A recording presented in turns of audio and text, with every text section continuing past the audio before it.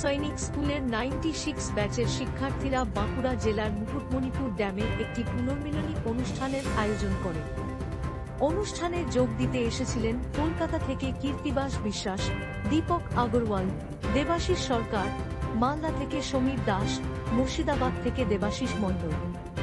এদিকে জামশেদপুর থেকে প্রমোদ মাহাতো, পুরুলিয়া থেকে পরমানন্দ বড়াই, অসিত বরণ মাহাতো, অরূপ নানক, সুকুমার দে, হিল্লোল কুমার, সঞ্জয় সিং প্রমুখ অংশ নেন। এই মিলন মেলায় মানুষ একে অপরের সাথে দেখা করে এবং একে অপরের সাথে তাদের সুখ দুঃখ ভাগাভাগি করে।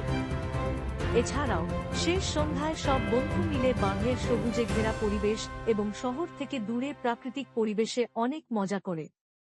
কলকাতা থেকে আসা কৃত্তিবাস বিশ্বাস বলেন, আমরা প্রতি 3 থেকে 4 মাস অন্তর একে অপরের সাথে দেখা করি।